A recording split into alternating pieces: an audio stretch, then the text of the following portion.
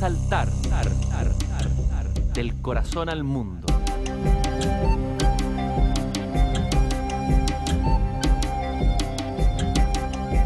Hay que construir un poco de infinito para el hombre.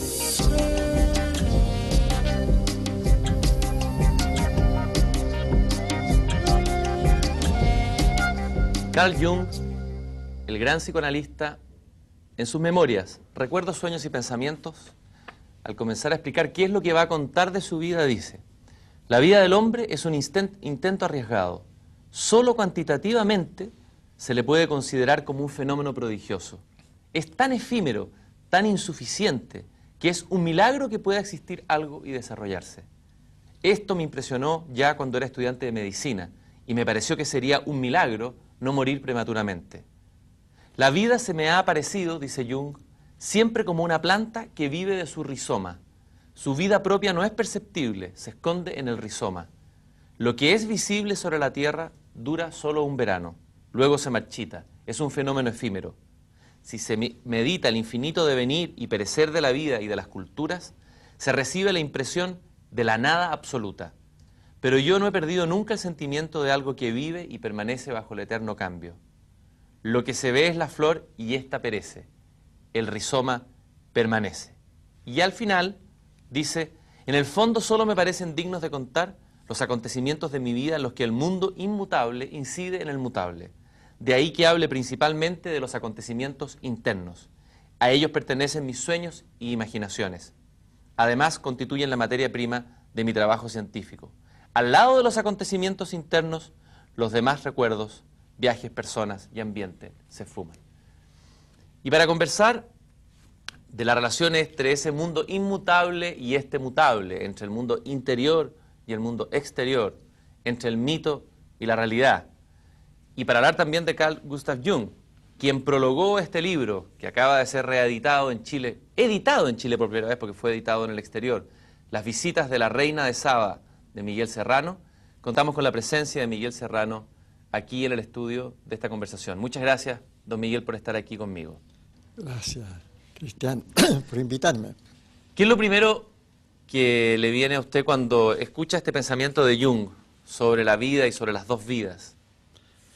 Bueno, la especial relación que se estableció entre nosotros y que se lo debo precisamente a la reina de Saba. Fue ella la que hizo posible que se estableciera una relación tan especial, al extremo que yo acabo de leer una biografía del profesor Jung, escrita por Gerald Ver, que me sorprendió enormemente, pero que es la verdad. Él dice que al final de sus días Jung no recibía a nadie, ni a sus familiares, ni a sus discípulos, pero que recibió siempre a un joven escritor chileno con el cual habló cosas y le reveló cosas que no le dijo a nadie. Y precisamente una de esas cosas está en el prólogo del profesor Jung, cuando se refiere a los arquetipos. Y por primera vez deja entrever que los arquetipos no serían un producto del inconsciente, sino que más bien de una superconciencia, es decir, los dioses de la antigüedad. Y la reina de Saba, es eso lo que lleva tal vez a esta misma entrevista, ¿no? Aunque yo quisiera decir primero otra cosa al margen, ¿no? Decir que yo me alegro mucho de estar aquí porque esto es una prueba de algo que existió en los viejos tiempos, la amistad, y que ya en Chile se ha perdido.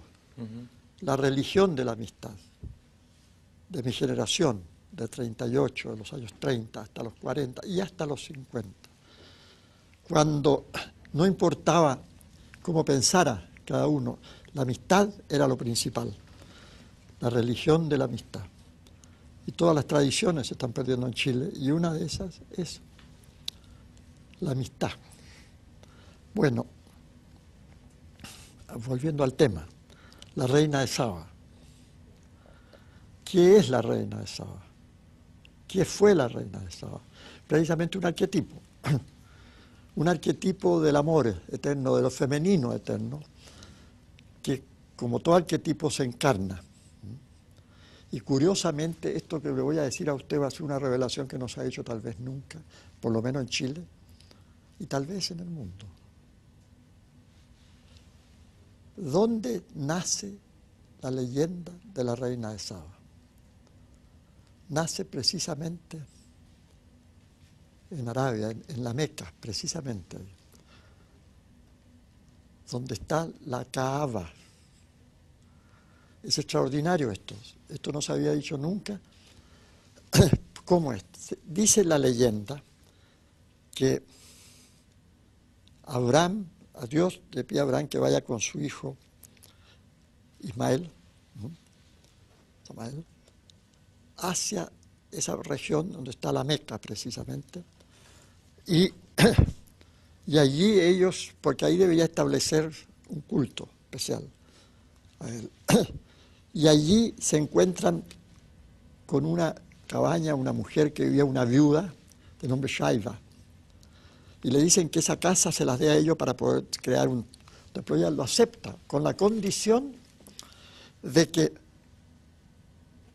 lo que se construya allí sea siempre para sus descendientes. Shaiva se llamaba ella. Y sus descendientes pasan a ser, porque ella era viuda, los hijos de la viuda, imagínense. Entonces, y ahí había una piedra, se encuentra una piedra antigua, una piedra que se cree que es un aerolito, que llaman la Kaaba, Kaaba Cave. En el fondo es el nombre de la Kaaba, significa gran madre. Y mi libro, la primera, en la visita de la reina de Saba, el primer capítulo se llama La Gran Madre, precisamente. ¿Esta es la misma madre universal de la que habla Hermann Hesse en el libro Demian? Es la misma madre universal, que en este caso, para llegar la Kaaba, es cave. Cave eso es cueva, ¿no es cierto? Y cueva es un símbolo de la madre, del refugio precisamente, de la gran madre. Y para entrar ahí, había que entrar por una puerta que era la puerta de Shaiva, o sea, la puerta Shaiva, fíjese, Shaiva, todo eso ya estaba en contacto con la India legendaria. Shaiva, Shiva, Shiva, el dios Shiva. ¿Cómo se dice el reina de Saba en inglés? Queen of Shiva. Es la misma historia. ¿Y qué es Shiva? Shiva es un dios andrógino del amor. La reina de Saba hasta cierto punto lo es. Por eso le traje esto aquí. ¿Qué es ese objeto? A ver si lo podemos mostrar ahí. Pequeñito, sí. Este es un lingam con un yoni. Es decir, el símbolo del sexo masculino y el sexo femenino en uno solo, que viene a ser la unión. Lo que precisamente la reina de Saba representa. Es Kali también. ¿Qué finalmente? Aquí tenemos un retrato de la reina de Saba, pero ella es de Ur. Esa escultura aparece en Ur. Es decir, esto es sumerio, ¿no? En el mundo mesopotámico. Mesopotámico, donde está hoy día Irak. Ajá. Qué impresionante cómo se juntan todos los cables. Ahora, ¿qué es la reina de Saba? Porque al leer uno el libro, uno tiene una sensación, por un lado, de una tremenda nostalgia, ¿no? De la pérdida de la reina de Saba, y por otro lado, la comprensión de por qué la reina de Saba tiene que perderse, y este encuentro, pérdida, búsqueda, que recuerda un poco el Cantar de los Cantares, pero que le da otra dimensión. ¿Qué es finalmente la reina? ¿Es una historia de amor? ¿Qué es? Es la representación del femenino, eterno femenino, ¿no es cierto? El eterno femenino, que al encontrarse en este mundo, al encarnarse, produce una verdadera catástrofe. El deseo de fusión, de unión, y que se encarna continuamente. Ella viene y desaparece. Pero hay algo más, yo quiero olvidar. Fíjese cómo es interesante el Islam. El Islam. Alá.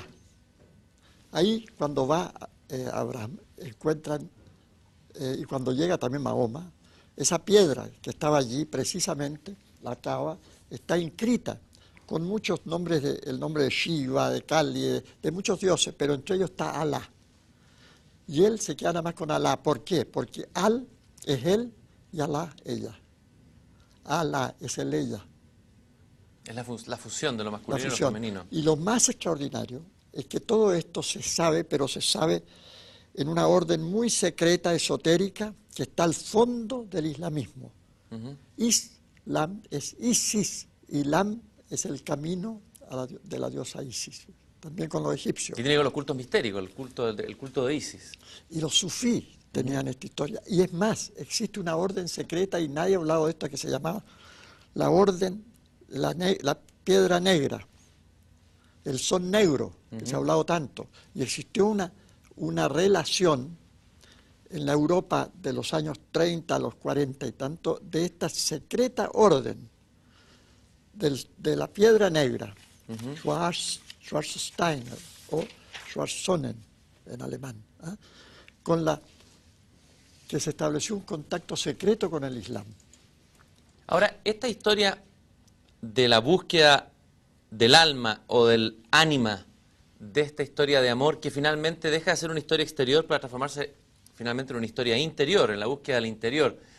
Desde luego que nos conecta con la mística sufí y también nos conecta, estaba pensando, con San Juan de la Cruz, También. con la noche oscura del alma, ¿no? Total. ¿De qué manera esta historia de amor por una mujer, que puede ser leída de esa manera el libro, es también la historia de amor interna por lo divino? A ver, Por lo divino. Esto es muy interesante porque se dice que el Islam a la mujer no la respeta, al contrario.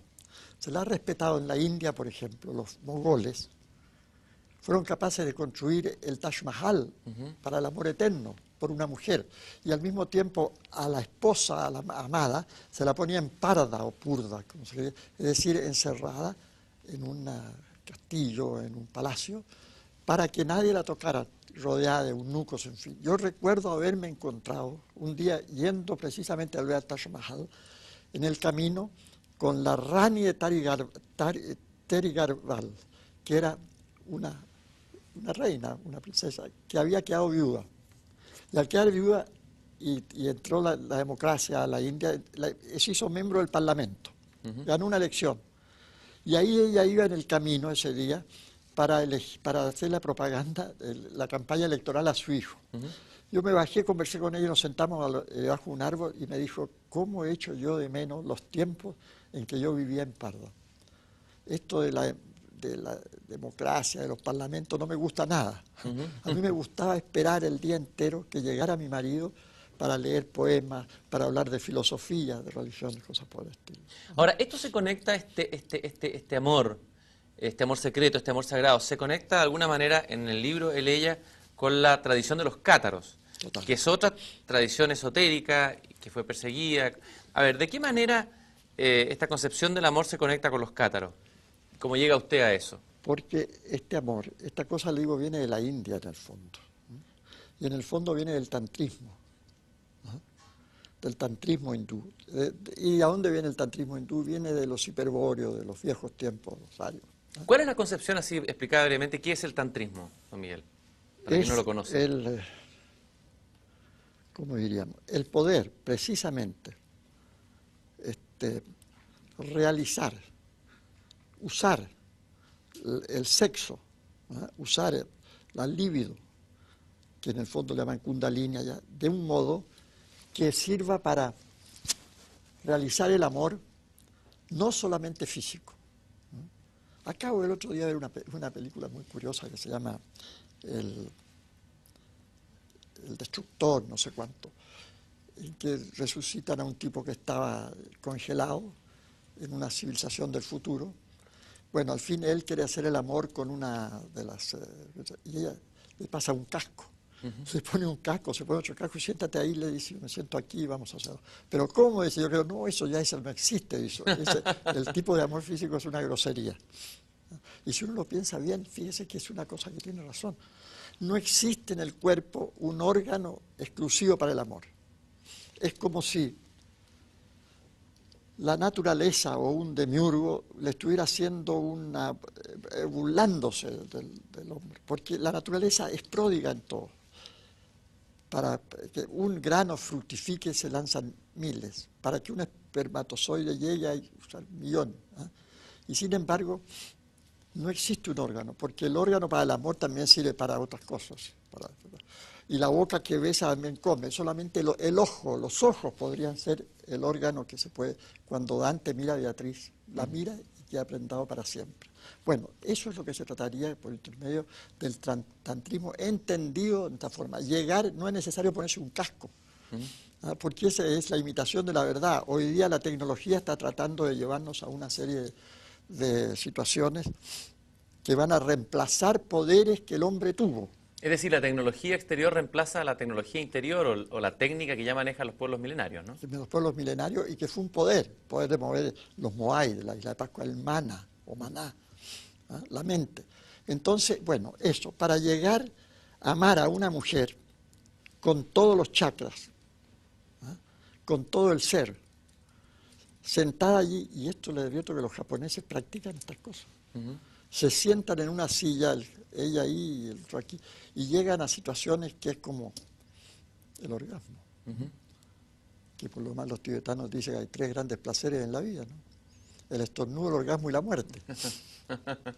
Claro, es como un orgasmo mental, en el fondo Sí. es un acto sexual mental. Sí, el Ahora, estornudo.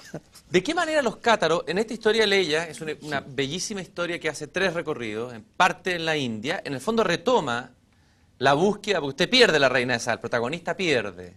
Hay que preguntarle primero, estos libros son autobiográficos. ¿Y en qué sentido son autobiográficos? A ver. Porque por lo general uno se encuentra con la reina de Saba. Y cuando se encuentra con la reina de Saba, como decía el profesor Jung, no por lo general, es muy difícil encontrarse con la reina de Saba. Es un privilegio y un enorme dolor y un drama, como me decía él.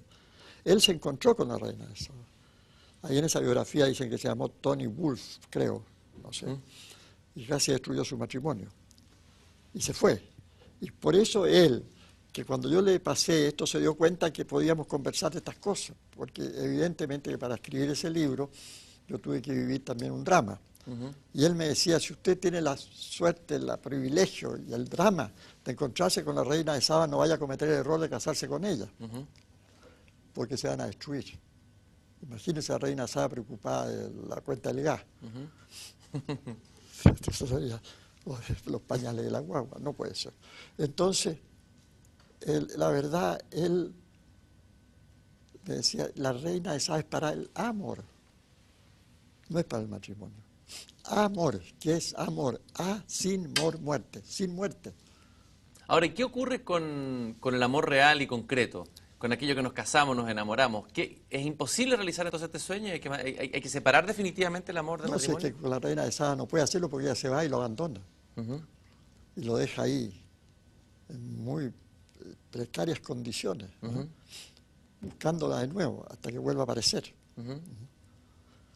Entonces, Lo que quiero decir es que esta idea de alguna manera separa este mundo del otro y hace muy difícil cómo llevar eso a la práctica en el mundo real, cómo ecualizar esta división. pero se puede, está el amor de los cátaros, usted me hablaba, ¿no? Digamos los cátaros, los trovadores. El amor de los trovadores, el amor platónico de Platón, las ideas. Las ideas, están ahí las ideas, y cuando se encarnan, pierden en este mundo de esta materia, porque esto también es materia, ¿no es cierto? No lo tocamos. Seguramente aquí hay gente que está oyéndonos y no los vemos, esto que estamos conversando. Pero la materia, esta es una materia de vibraciones más bajas, donde ya todo se corrompe en cierta forma. Entonces hay que volver desde el momento de la explosión del Big Bang. Hay una, digamos, hay una guerra y ese es el mal. La explosión, la implosión hacia adentro es la que nos permitirá, de alguna manera, volver a recuperar lo perdido y encontrar a la reina de Saba. La encuentro está ahí. ¿Y cómo lo hicieron los cátaros? ¿Cómo lo resolvieron esto? Los cátaros, no sé, pero los trovadores cátaros sí. Era toda una tecnología, una técnica, ¿no? Llegaba el trovador, y ella, la dama, que era siempre una reina inalcanzable, una especie de reina de Saba, lo miraba y él quedaba prendado los ojos. Y se iba ya. Y entonces se iba a la montaña o a la caverna, precisamente.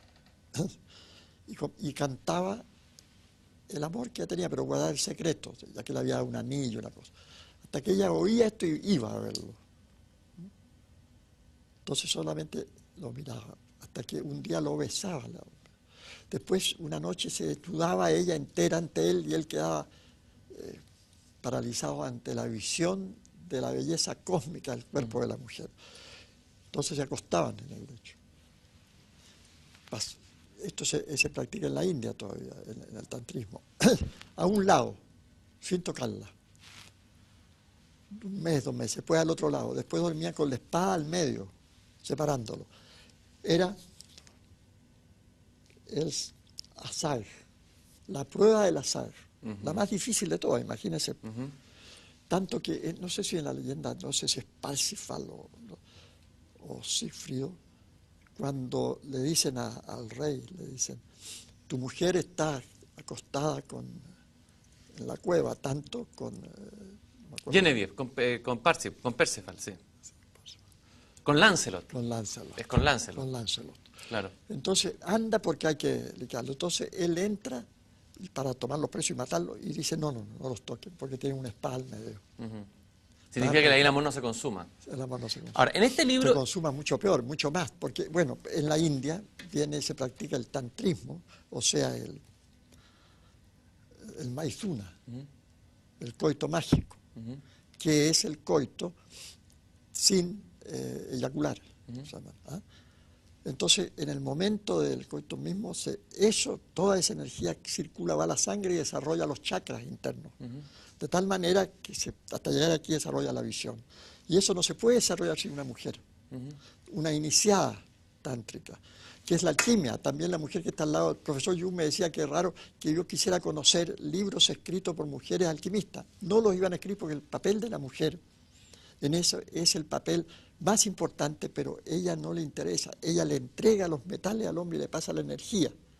Y al pasarle la energía femenina, puede construir el oro alquímico que se bebe. O sea, él va a ser el hombre absoluto. O sea, esto, la totalidad. El Shivardhaneshvara. O sea, vamos a ver, tiene a ella, ha resucitado su ella, porque según Jung decía, el alma del hombre es femenina y es el ánima. Y la de la mujer es masculina y es el animus. Hay que desposarse con su propia contraparte, que se separó y quedó afuera, la partición en el Big Bang, si usted quiere. Pero al recuperarla, reincorporarla, usted, su alma, tiene un rostro, el rostro de ella, de la mujer que le ayudó y le permitió eso. La persona se ha transformado en personalidad.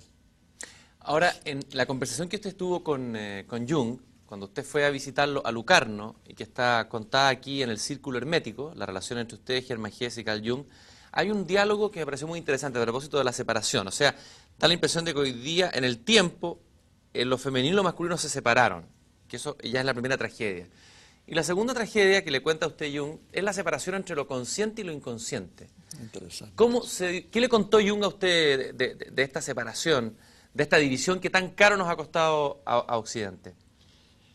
Precisamente él me dijo algo muy curioso, interesante, yo le pregunté, me dijo, lo que pasa que aquí en el Occidente, nuestro mundo nuestro desarrollo normal, natural, desde el paganismo, fue interrumpido por otra civilización que se le impuso y cortó eso. O sea, el Imperio Romano con el cristianismo, Carlomagno, qué sé yo, y corta las posibilidades de desarrollar la civilización pagana. O sea, votan, queda ahí, como una cosa que no se debe tocar casi. Y entonces eso que era el producto de la sangre, del inconsciente de ese pueblo, queda interrumpido y se le impone otro. Y entonces se produce esa dicotomía, ese conflicto interno, que es lo que se produce también en el catolicismo, cuando está el pecado y el concepto del pecado, etc. Esto es terrible, porque se crea una especie, según Jung, una esquizofrenia, que es la que hace que cada cierto tiempo en el Occidente se produzcan esas explosiones de bélicas y de guerras violencia. terribles. Es porque todo lo que está reprimido de ese inconsciente Bueno, tiene que emerger por algún lado. Tiene que emerger por algún lado. Pero, voy a terminar esto mejor porque se me puede olvidar. Eso permite una gran ventaja, es decir, una cosa increíble, tal vez única en el universo, la creación del yo, la conciencia de sí mismo, la conciencia del yo. Porque eso no lo tenían los hindúes, por ejemplo. Para él, el pueblo hindú es curioso, y es cierto.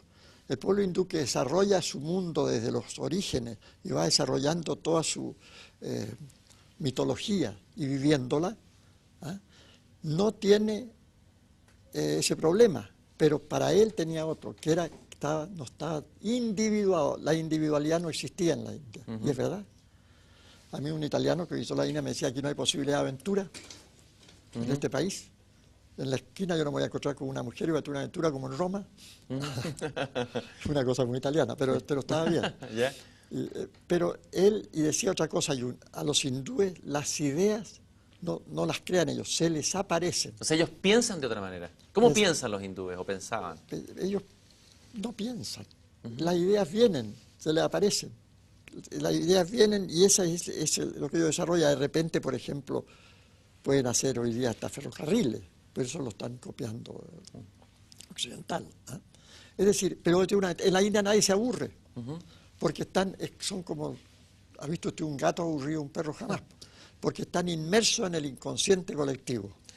Hay distintas maneras, cada pueblo tiene una manera distinta de pensar. Usted eso lo dice en el prólogo de la trilogía de la búsqueda en el mundo exterior. Es decir, los indios piensan de una manera... Pero sí, claro, porque con otros centros, pero que no se me vaya a olvidar esto. A ver, en el occidente, el occidental crea la técnica con esto. Y es más, aquí viene la cosa. Pero entonces se produce una cosa muy interesante en Europa. Entre los años 30 y 40 se reviven los cultos paganos, pero conscientemente, de tal manera que ahí se produce algo que no se había producido nunca en la historia de la humanidad. Es decir, el paganismo en forma consciente. Los dioses, el hombre comienza a darle al Dios a iluminar la oscuridad del Creador, como diría Jung.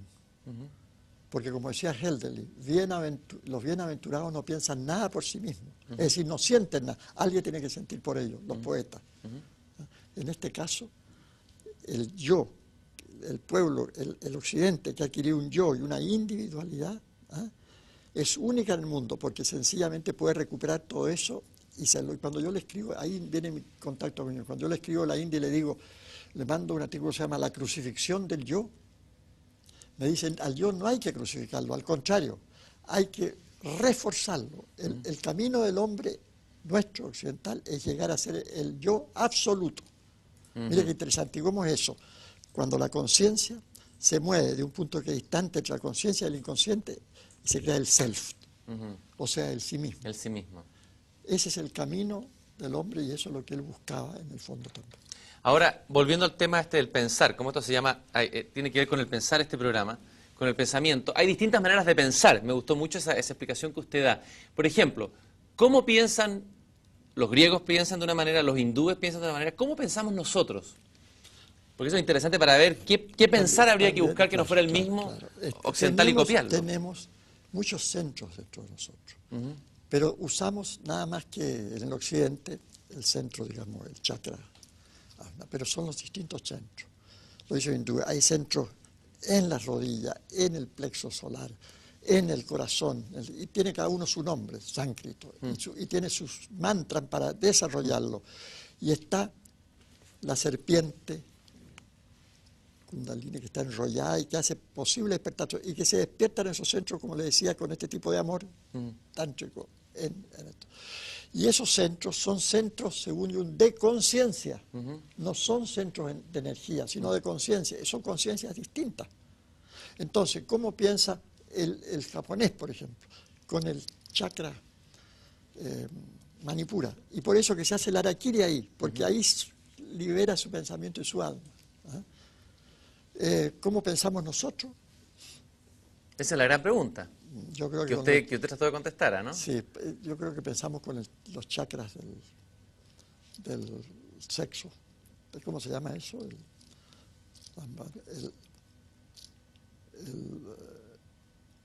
Muladhara, Ujú. que es porque estamos precisamente en el sexo del mundo. Que es O la sea, parte- esta sí, forma de pensar tiene que ver estos chakras de los pueblos y la civilización, tienen que ver también con la geografía donde habitan. por eso, la geomancia. Aquí tiene que ver con eso. Y nosotros no desarrollamos completamente eso, desgraciadamente, porque estamos precisamente pensando en un chakra que no nos corresponde, el chakra del norte o de Europa, con el centro. Y eso, entonces eso produce el sexualismo desatado que existe en este país. ¿Ah? La obsesión con lo La sexual, obsesión con lo por sexual, eso los chistes a lo mejor de doble sentido, todo la eso, cosa todo eso. procolálica, ¿no Por es cierto? eso, porque Qué interesante. sencillamente no se ha podido desarrollar aquello de manera, como le decía, hasta llegar a incorporarlo con todos los demás. ¿Cuál sería, usted de alguna manera en el libro Ni por mar ni por tierra busca esa explicación, la búsqueda de nuestra generación de encontrar lo específico nuestro? ¿Cómo podríamos generar un pensar propiamente chileno o sudamericano, original, distinto, que fuera un aporte, por ejemplo, a lo que han aportado los hindúes, los griegos? ¿De qué manera podríamos pensar de manera diferente? Yo creo, fíjese que yo planteé esto en una charla que di hace años en Concepción y estaban los japoneses ahí precisamente. Y estaba Charpentier, una serie de personas que... Alejo Carpentier. Está Alejo Carpentier, está Gonzalo Rojas, gran amigo. Eh, y en ese momento, después, el japonés fue el que hizo la pregunta más extraordinaria. Y la respuesta dijo, pero ya para esto no hay tiempo. Cuando dije que teníamos que pensar que nosotros... Él se interesó mucho con esto, porque encontró que tenía seguramente razón, pero dijo, ya no hay tiempo. Y en verdad ya no hay. Estamos en el Kali Yuga. O sea, Kali, la reina de Saba, ahora viene a producir una catástrofe general para volver de nuevo. Ya no hay tiempo, desgraciadamente. Y Ya, o sea, fracasamos en nuestro destino entonces. es colectivo, pero individualmente no. Individualmente hay que mantenerse hasta el final, como sea, en el combate por lograr el hombre absoluto, a través de la orden secreta del Sol Negro, o del Black Sun, o del Black Stone. ¿Ah? Y eso se puede. En este libro, que tiene 3 partes, usted hace un recorrido o hace una ligación muy original entre el personaje que parte de los Himalayas, uno entiende que es una encarnación o el mismo que se encuentra en el mundo de los cátaros, en el mundo de Provenza, en el siglo XII, y luego termina en los Andes, en Chile. ¿Cómo se logra ese punto de unión entre 3 centros tan distintos? Himalayas, eso ha sido su obsesión, digamos. ¿Cómo inconscientes tan distintos se encuentran o culturas? Por medio ¿Dónde vienen? del eterno retorno. Ese libro está basado en el eterno retorno, La idea de Nietzsche. la idea de Nietzsche. O sea que todo es una repetición idéntica en distintos lugares del mundo. Y esto mismo, esta misma conversación nuestra aquí ya la hemos tenido tal vez, vaya a saber si en los Himalayas, o hace 100 años, o en alguna parte, pero la vamos a tener de nuevo. Esta idea del eterno retorno es una idea que ha sido mal explicada, mal entendida, incluso Nietzsche como la que la dejó un poco en el secreto. Usted también escribió un libro de Nietzsche y Siva, estuvo incluso durmiendo, ¿no?, en el lugar donde vivió Nietzsche. ¿Quién entendió usted esa idea de Nietzsche? ¿Qué cree que le pasó a Nietzsche ahí en la montaña con la revelación del eterno retorno? Esta revelación del eterno retorno es muy curiosa porque fíjese que puede ser el origen en Buda, el budista. Nietzsche era un hombre muy culto que revisaba todo esto, pero también los persas, los parsis, Zoroastro, el maestro de Zoroastro. Pero fíjese que, de Zaratustra, digamos, el eterno retorno, a él yo creo que contribuyó mucho en su locura, que se volvió loco, porque fue una cosa tremenda, una pesadilla.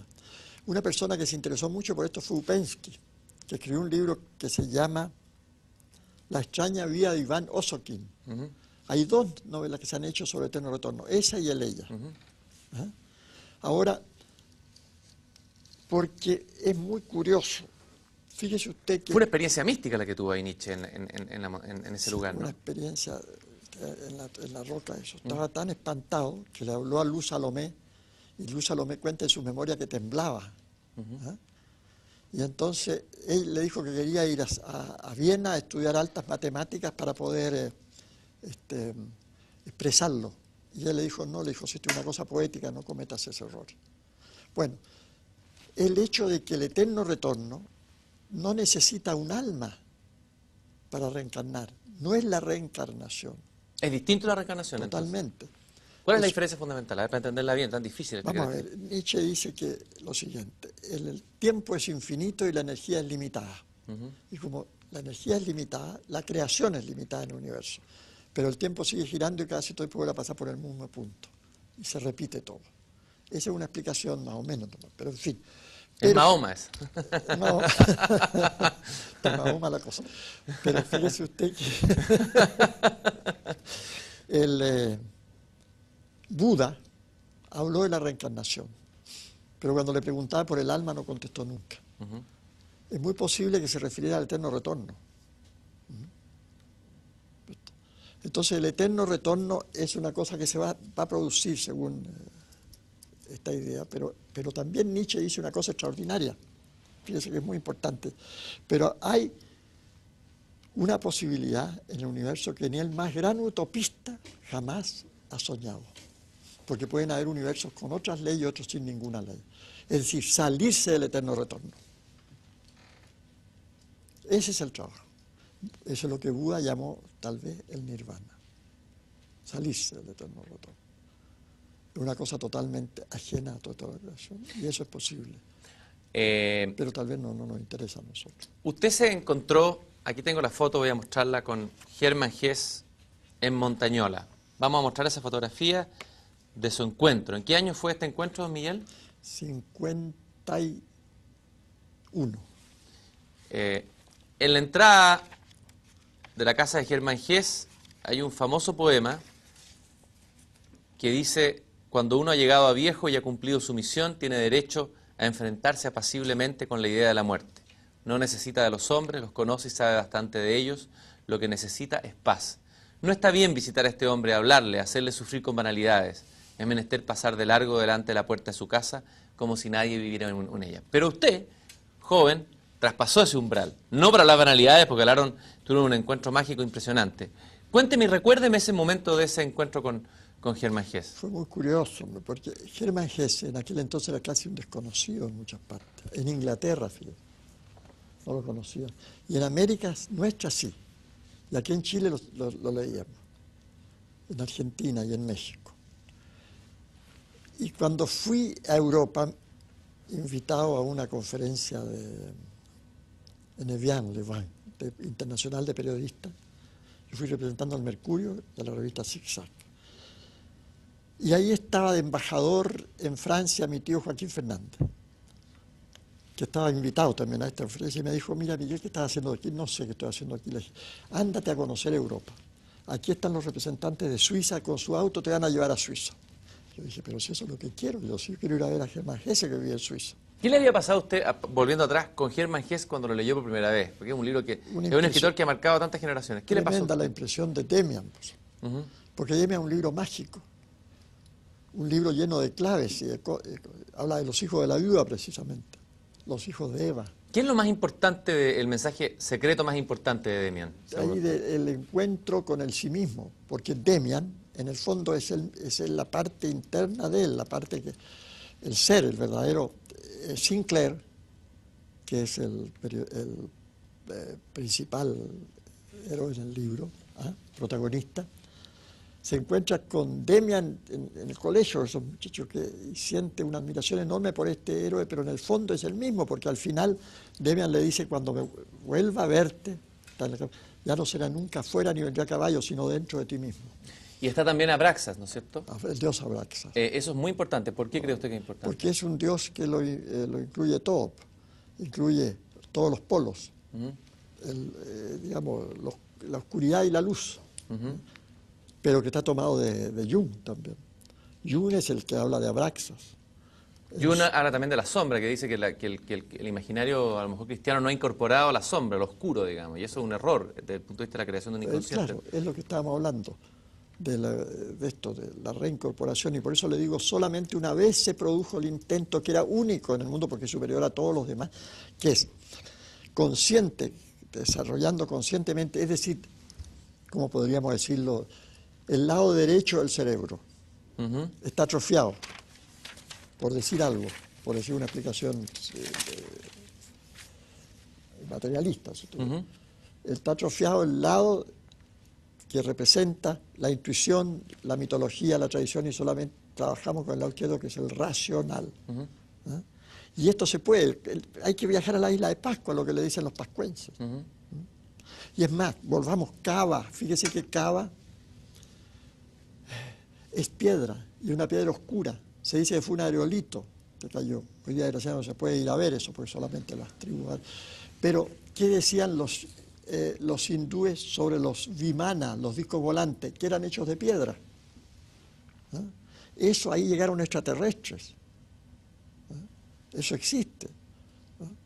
Entonces, es por ahí donde la cosa, lo que dicen la isla de Pascua. Si usted va a hablar allí, habla con los pacarati, ¿ah?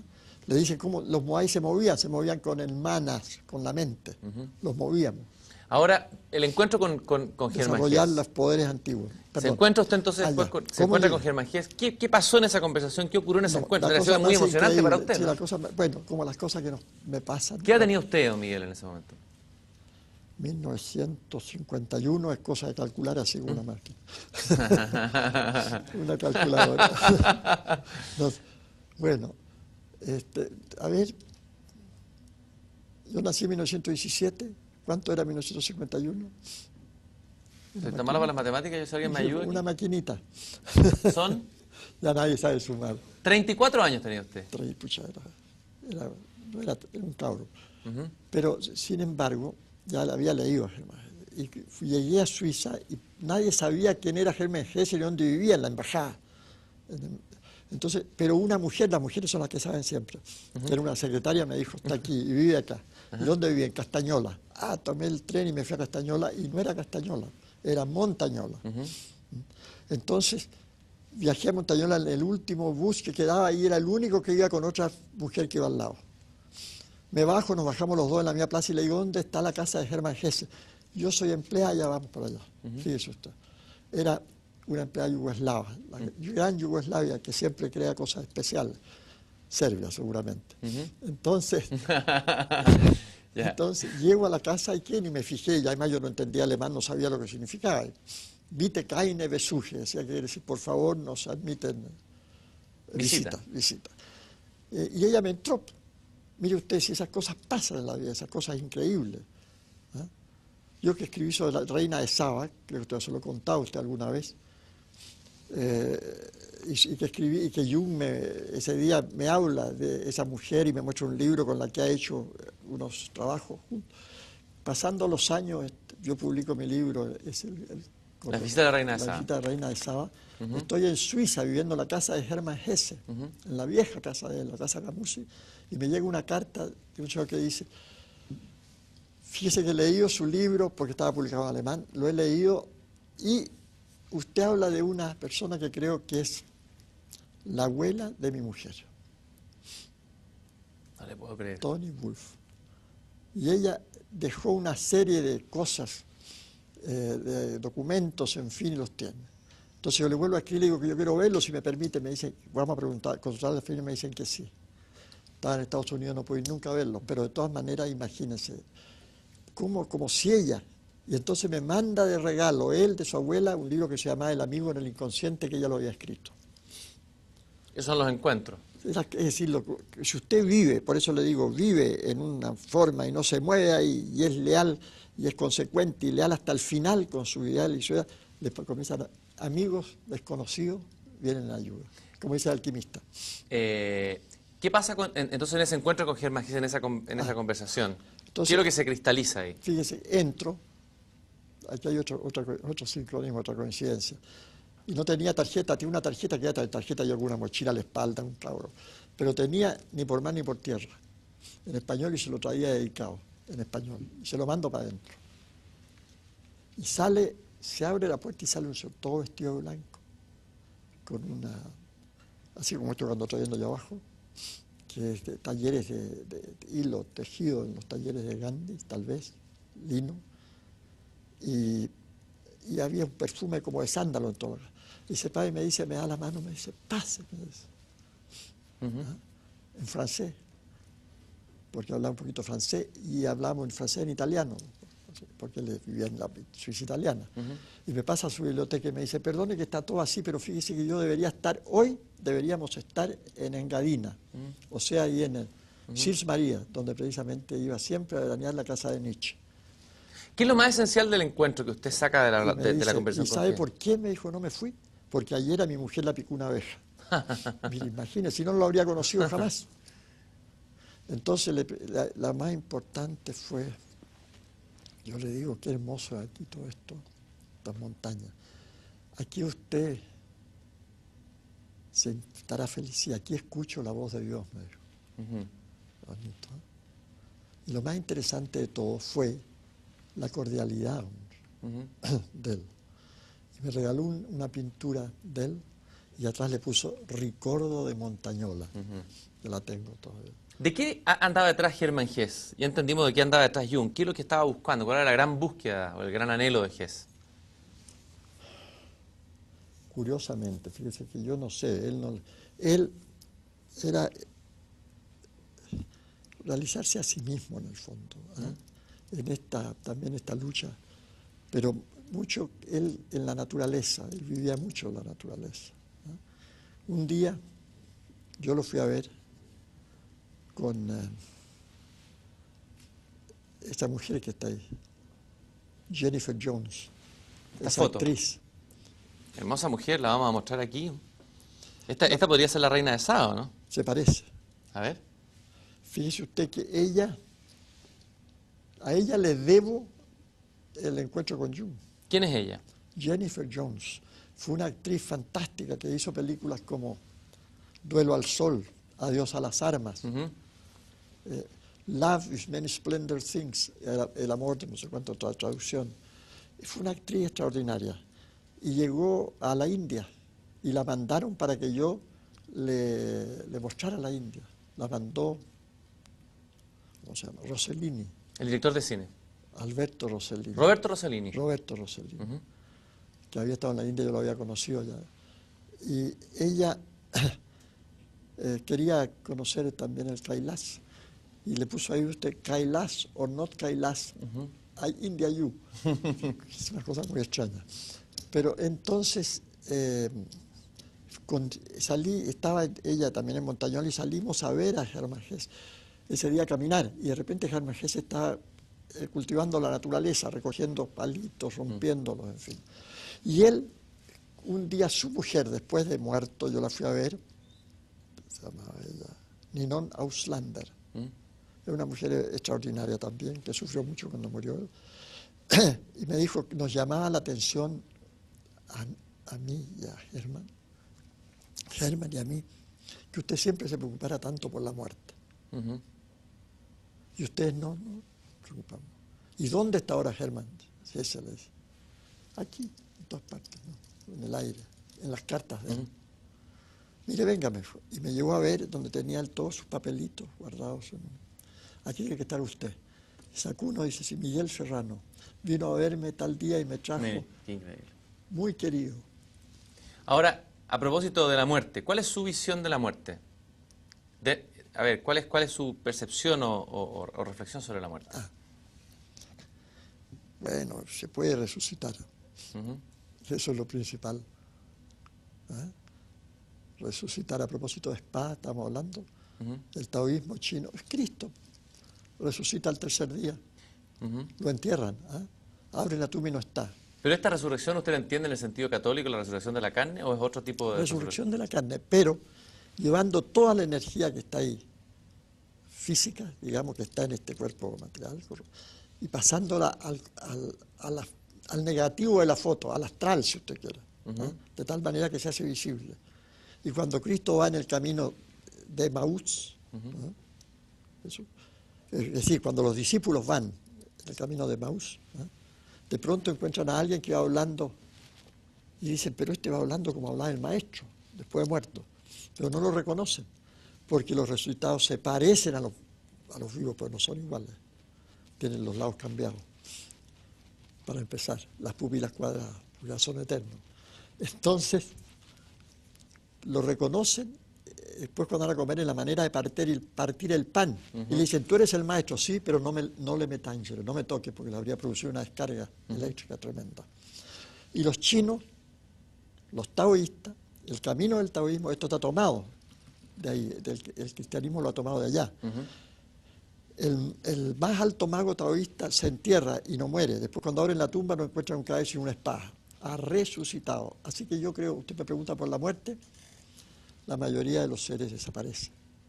Por eso que es tan importante el trabajar por recuperar sus poderes de tal manera que el astral que queda vibrando ahí en los muertos puede venir el astral. Usted dice a su padre, puede verlo, pero por un tiempo determinado, porque también después de la segunda muerte, la muerte de ese cuerpo, que no muere si usted le ha dado la energía al cuerpo físico, si se la ha pasado.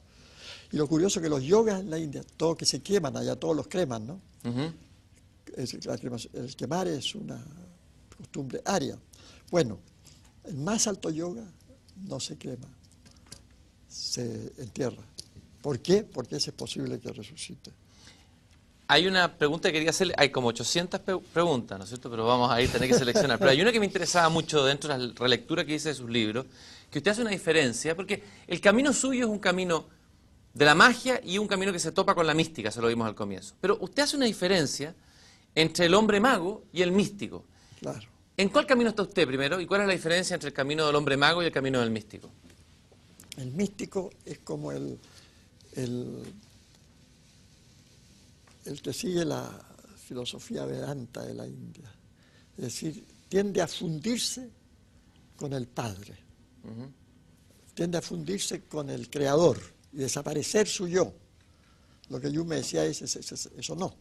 ¿Entiende usted? Fundir su yo, desaparecer su yo en el gran yo. Jesús decía cuando era Jesús, no era Cristo, todavía, el Padre y yo somos una misma persona. Y Jung, cuando le dio 3 ataques al corazón al terminar la guerra, y uno de ellos estaba muriendo, él lo cuenta en sus memorias. Y se ve ir hacia una figura que está con las piernas cruzadas, meditando su propia vida. Y que al llegar ahí se iba a fundir y desaparecer en ese ser. Porque ese era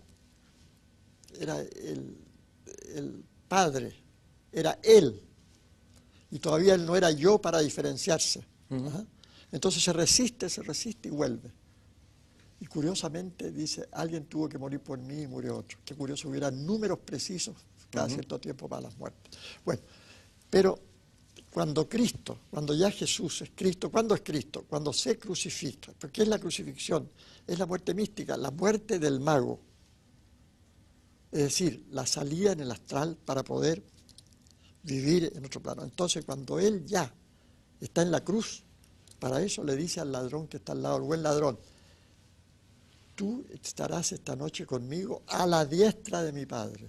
Ya no dice fundido con el Padre, sino separado del Padre. Con un yo, digamos. Con un yo. Y ese yo es capaz que le dé una personalidad al Padre que no la tiene. Porque, ¿qué pasa? Los dioses no son conscientes de ellos mismos, son conscientes de lo que están haciendo, creando. El ángel de la guarda no es consciente de él, es consciente del niño que está cuidando. Pero el niño al desarrollarse va a hacer que el ángel de la guarda tal vez pueda hacer lo que Jung me decía en su carta testamento, que se lo debo a ella, porque ella me dijo, vaya y pide esa carta. Una carta manuscrita me dice al final, ¿qué sacaría yo hoy día con todo este tesoro que yo he ganado de experiencia en mi vida? Destruirlo. Cuando con él hasta puede que yo pueda iluminar la oscuridad del Creador. Qué hermoso eso, ¿eh? Qué hermoso. Sí, Dios como que está solo, necesita el aporte del... En mi memoria, por eso hice mis memorias sobre él y yo. Él es ese ser que está ahí, ¿verdad? Y yo es el yo que se va desarrollando y que podría llegar a... Una de sus obsesiones en sus libros y de su búsqueda desesperada, que lo ha caracterizado Eduardo Anguita, escribiendo en el libro La belleza pensar, decía que usted ha creado incluso una mitología en esa búsqueda. Esa es la gran virtud y la genialidad de su literatura, una mitología propia. Es la búsqueda de, o a la pregunta, ¿qué es lo que es Chile? ¿Cuál es el arquetipo de Chile? Usted ha hecho un viaje al sur, ha hecho un viaje a la Antártica, ha estado siempre buscando, no sé si esa isla blanca que está en el cielo, de los magos Seckelmann, ¿no es cierto? Y Me Alan Poe. Me gustaría que me hiciera una reflexión de este Chile mágico que usted ama tan entrañablemente. Un Chile que usted hace poco dice que se acabó, en un librito que circulaba por ahí. Pero me gustaría que habláramos de ese Chile mágico detrás del cual usted ha ido siempre como un peregrino. Ese Chile está hay la roca, los gigantes que están dentro de la montaña. ¿Cuál es esa isla blanca que está en el cielo? Esa era la Antártica. Es todavía. Pero todo eso lo están corrompiendo, todo eso está, imagínense, Chile era la naturaleza. El Chile que yo conocí, que mi generación conoció, ese Chile, ese Santiago extraordinario, de casas bajas, de casas de 2 pisos, máximo, de adobe, que era puro cielo, la montaña vista todos días. Nosotros vivíamos ahí y no sabíamos lo que teníamos hasta que lo perdimos con el smog y la contaminación. Por eso yo digo, el paraíso existe que se perdió, antes no existía. El paraíso también. El que vivió en el paraíso no sabía que estaba en el paraíso, hasta que lo perdió. Y ya nunca más lo recuperará y nunca más recuperaremos el Chile de esos tiempos. Entonces, por eso que hoy día me pregunto usted, ya Chile, yo no creo en Chile. Porque junto con eso, es decir, no junto con eso, primero se corrompe el hombre. Porque el hombre que echa a perder y destruye todo. Dígame hoy día si esto. Hoy día es muy difícil lo que estábamos al comienzo de esto, el sentido de la amistad, de la lealtad. ¿Quién la tiene? Cada uno está renegando de lo que creyó. ¿Y qué es posible con ese Chile? Entonces ya el Chile exterior desaparece, pero en su mirada se podría guardar un Chile interior. ¿Y cuál sería el tesoro, lo que aporta el Chile interior, o lo novedoso y lo propio, único de este país, digamos? Es un sentido mágico de la vida. Es la posibilidad de buscar al hombre total, el hombre absoluto. El hombre, digamos, esa es la posibilidad, y por lo demás los araucanos lo tenían. Buscaban eso, por eso no construyeron ciudades ni nada, sus rucas. Y el hombre, cuando va a la guerra, la mujer se queda. Es decir, el hombre que se desarrolle totalmente, eso, con todas sus instancias en actividad. Esa era la posibilidad que le da el paisaje a Chile, pero con una visión mágica de la vida. Poder mágico. Y eso, en comunicación con los gigantes que están dentro de la roca. Salen, pero desdoblándose, a protegernos, a ayudarnos, porque estamos siendo bombardeados todos los días, por las proyecciones malignas, psicotrónicas, etcétera, que emanan de un centro en Chile. Eso viene, bueno, no lo voy a dar los nombres, porque ¿para qué voy a dar los nombres de los edificios que están actuando de esa forma? Y ahora hemos llegado a la cosa más atroz de esos letreros, que nadie sabe lo que significan, que CR, no sé. Mensaje en clave. Claro. Ahora, y esos son todos mensajes subliminales para idiotizar a nuestros habitantes, a nuestra gente que está muy idiotizada, la van a idiotizar más todo. yo quisiera terminar, don Miguel, esta conversación que no termina nunca, pero una larga conversación, una conversación infinita y que se repite además en otros mundos paralelos. Taj Mahal, poema hecho en mármol y en piedras preciosas al amor eterno. Porque el amor eterno existe. Su gran amigo Eduardo Anguita, de la generación del 38, esa magnífica generación con la que usted participó. A ellos quisiera dedicarle todo esto, a Anguita, a Braulio Arena, a Enrique Gómez Correa, a Teófilo Cid, a todos ellos. Él a propósito del país habla de un pueblo, y dice, pueblo de amor veloz edificado sobre un perenne irse transparente del hombre en esta fuente retratado, múltiple, solo y uno totalmente. En este espejo ardiente apresurado, que sustrae a mi ser lo contingente, contemplo lo esencial al otro lado del obstáculo espeso de mi frente.